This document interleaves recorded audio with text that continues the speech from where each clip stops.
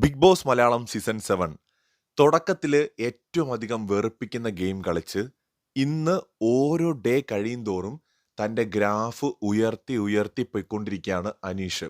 പറയാതിരിക്കാൻ പറ്റില്ല അനീഷിന്റെ ബിഗ് ബോസ് വീട്ടിലെ ഒരു വളർച്ച എന്ന് പറയുന്നത്. ഇന്ന് അനീഷിനെ കുറിച്ച് വളരെ കൃത്യമായിട്ട് സംസാരിച്ച ഒരാളുണ്ട്. ഇന്നത്തെ നോമിനേഷൻ ഉണ്ടല്ലോ, ക്യാപ്റ്റൻസി നോമിനേഷൻ. അവിടെ നമ്മുടെ അഭിലാഷ് വന്നു നിന്ന് അനീഷിനെ കുറിച്ച് പറഞ്ഞ ഓരോ കാര്യങ്ങളും സത്യമാണ്. ഇവിടെ ഏറ്റവും അധികം പ്രശ്നമുണ്ടായിരുന്നത് കിച്ചണിൽ പാത്രങ്ങൾ കൂട്ടിയിടുന്നതും കഴുകാതെ വെക്കുന്നതും ഒക്കെ ആയിരുന്നു.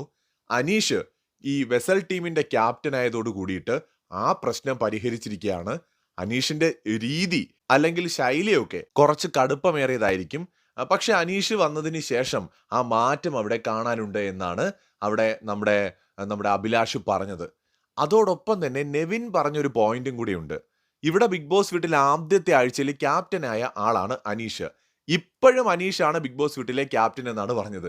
അതായത് ബിഗ് ബോസിന്റെ ഒരു ലെറ്റർ വന്നാലോ, ഒരു ടാസ്ക് ലെറ്റർ വന്നാലോ, അല്ലെങ്കിൽ എന്തെങ്കിലും സാധനങ്ങൾ വന്നാൽ, സ്റ്റോർ റൂമിൽ വന്നാൽ ഒക്കെ ആദ്യം എത്തുന്ന ആൾ അനീഷാണ്. ആരെങ്കിലും ഉറങ്ങുന്ന കണ്ടാൽ വിളിച്ചുണർത്തുന്ന ആയിക്കോട്ടെ.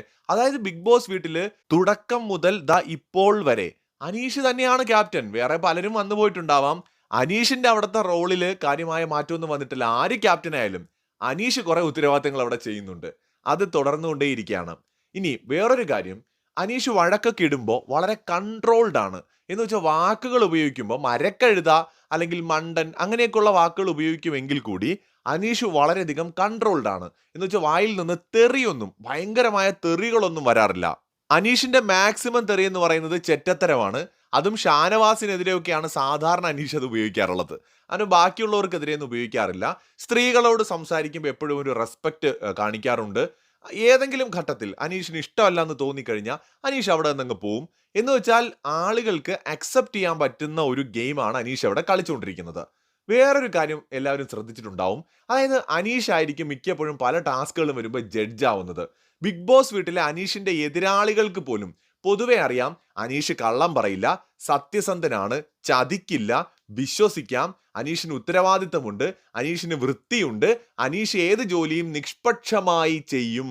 എന്തുകൊണ്ടാണ് അനീഷിനെ എല്ലാവരും ഈ ജഡ്ജാക്കാൻ താല്പര്യം കാണിക്കുന്നത്? ഫേവറിറ്റിസം ഇല്ല. അനീഷിന് ആരോടും പ്രത്യേക മമതയുമില്ല, പ്രത്യേക അടുപ്പമില്ല, എല്ലാവരും ഒരുപോലെയാണ്. അതുകൊണ്ട് തന്നെ അനീഷിന്റെ ജഡ്ജ്മെന്റ് എപ്പോഴും നിഷ്പക്ഷമായിരിക്കും. അതിന്റെ ഏറ്റവും വലിയ തെളിവ് ആ ഒരു റിംഗ് മാസ്റ്റർ ആയിരുന്നതിന്റെ പേരിൽ അനീഷിന് ബിഗ് ബോസ് കൊടുത്തൊരു പവർ ഉണ്ടല്ലോ. അതായത് ഡയറക്റ്റ് ഒരാളെ ക്യാപ്റ്റൻസിയിലേക്ക് നോമിനേറ്റ് ചെയ്യാമെന്ന്. അനീഷ് കൃത്യമായി നോമിനേറ്റ് ചെയ്തത് ഏറ്റവും നല്ല പ്രകടനം കാഴ്ചവെച്ച നമ്മുടെ റെന ഫാത്തിമയാണ്. അതാണ് അനീഷ്. നിഷ്പക്ഷമായിട്ട് നിൽക്കുന്ന ബിഗ് ബോസ് വീട്ടിലെ ഒരു പക്ഷേ ഏക കണ്ടസ്റ്റന്റ് ആണ്. ഇത്രയും ദിവസമായിട്ടും ഒരു ഗ്രൂപ്പിന്റെയും ഭാഗമല്ലാതെ ഏറ്റവും മികച്ച പ്രകടനം കാഴ്ചവെച്ചുകൊണ്ട് അനീഷ് ജൈത്രയാത്ര തുടരുകയാണ്. ഓരോ ദിവസം കഴിയുന്തോറും പ്രേക്ഷകർക്ക് അത്രമേൽ ഇഷ്ടപ്പെടുന്ന ഒരാളായിട്ട് അനീഷ് മാറിക്കൊണ്ടിരിക്കുകയാണ്. തീർച്ചയായിട്ടും ഈ സീസണിലെ ഒരു മികച്ച മത്സരാർത്ഥി തന്നെയാണ് അനീഷ്. മറ്റൊരു വീഡിയോയുമായി വീണ്ടും വരാം.